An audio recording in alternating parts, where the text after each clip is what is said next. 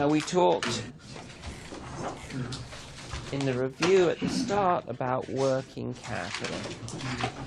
Remember, working capital adjusts for a number of things.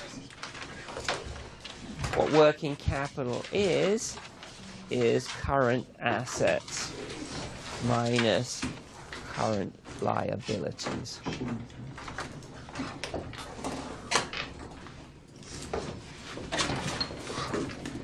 The first thing adjusts for is the timing of cash flows. So if we've got a revenue and we haven't received all the money, then the way that we deal with that is the accountants record a item called the accounts receivable. That's a current asset. We didn't actually get that money, so we have to take the revenues and subtract it.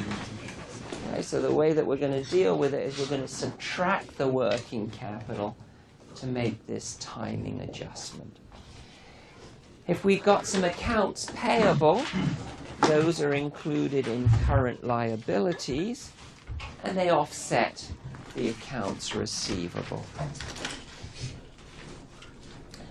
Now, current assets includes other things. For example, it includes inventories. If we build a new plant, we're going to need new higher inventories, and so our working capital is going to adjust for that too. Because we're going to buy extra inventories from the new plant, we're going to, again, subtract the working capital.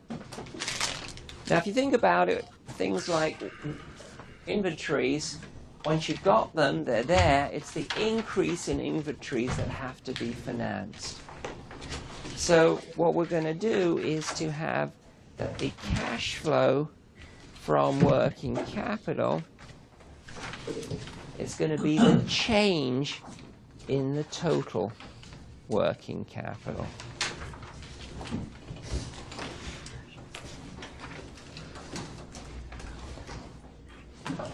So let's look at an example where we've got a project. And let's suppose that at the start we need to have inventories of 1 million.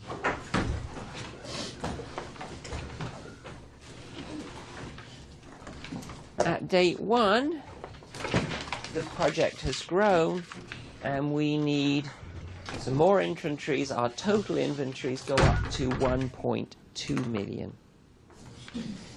Now the project stays the same size for a while, and we have total working capital needs in the second year at 1.2 million. Then it grows a little bit more, and we get total working capital needs of 1.3 million. And then we start to run down the project. So at date 4, we only need 0.8 million. And then at date 5, the project finishes, and our working capital needs are now 0. So the working capital cash flows, at date 0, what do we need to do to buy the initial stock of inventories? We've got to buy them, so it's going to be minus 1 million. Now what have we got to do? At date 1, in preparation for the second year. Minus 0.2, we've got to buy some more inventories. And then at date 2, 0, no increase, so 0. Date 3, we've got another increase, so it's going to be minus 0.1. And now we change gears because we start to run them down. What does that mean we're doing with the inventories? Selling them, so what kind of cash flow do we get? Positive. So at date 4, we get how much? Plus 0.5. And then at date 5, what do we get? Plus 0.8. So this is going to be the cash flows that we include in the analysis. Are there any questions about any of that? Okay, so the main thing to remember is adjusting for a couple of things. First of all, the timing of the cash flows, and then items like inventories and so forth. So I have a question on that. Yes? If they're current assets, that doesn't that imply that it'll change from year to year? Because maybe you're replacing the whole stock each year? So what we've got is that you're rotating the revenues and so on through, so you're effectively keeping it the same. You basically got it. But that may, you have to worry about the accounting a little bit, so it's a good point. Other questions?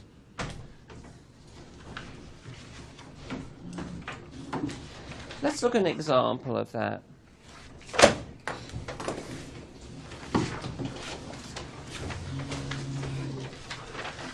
So the Wharton Olympics Corporation is considering whether to build a new bakery to make cherry pies.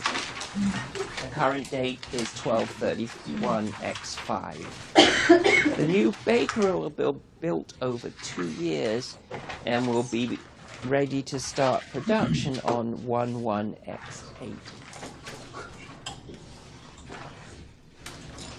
It will cease production on 12/31/X9. Investment for the bakery requires an outlay of $2.5 million on 12/31/X5. This expenditure can be depreciated using straight-line depreciation over the 2 years the bakery is producing. The total salvage value of all the plant and equipment on 12/31/X9 is expected to be $800,000.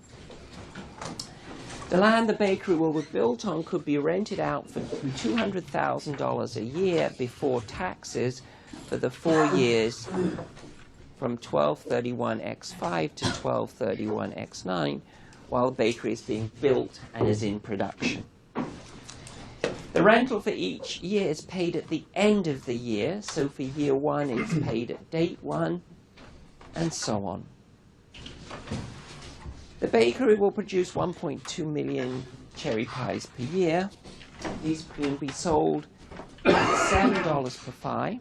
Raw material costs are $120 per pie, and the table labor costs are $420,000 per year. These revenues and costs are expected to be the same for the 2 years the bakery is in production.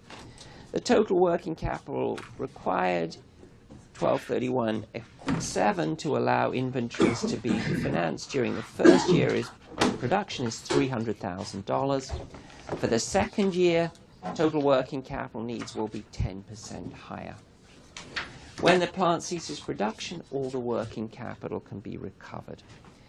The firm has a corporate tax rate of 35%. The opportunity cost of capital for the project, 12%. Assume all cash flows occur at year's end and that the firm has other profitable ongoing operations. Why do you think we make that assumption about other profitable ongoing operations? Yeah. It gives you flexibility in case there are negative outlays in which to do. Right. So if there's a negative loss, for example, if that was the only activity of the firm, what would you have to do with that loss? You have to finance it, but also what would you have to do in terms of taxes? If you get a loss, you can do what for a corporation? Carry forward, or sometimes you can carry it back.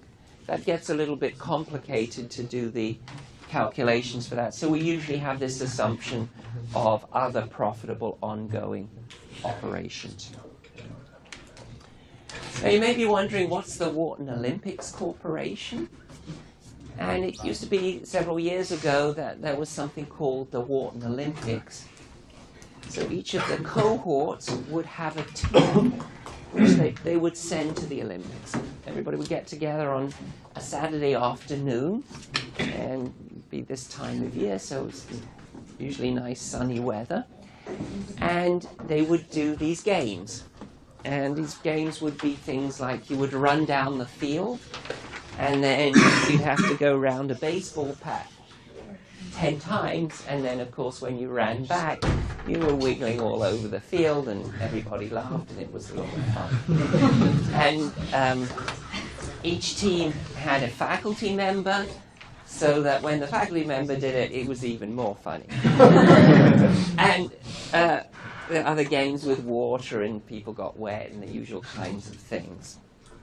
Now, one year when I was one of the faculty members, there was a game where what you had to do was run down the field and then eat some cherry pie and then run back, and then the next member would go, and so on.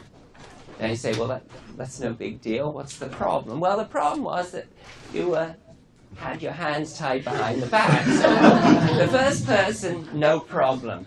They can eat the cherry pie and go back. Second person goes, not so much of a problem. You can eat in the second part of the pie. You can imagine where the faculty members were allocated to go down, none left. That's uneaten, but never mind. For the team, and they run back. And it was quite a memorable time.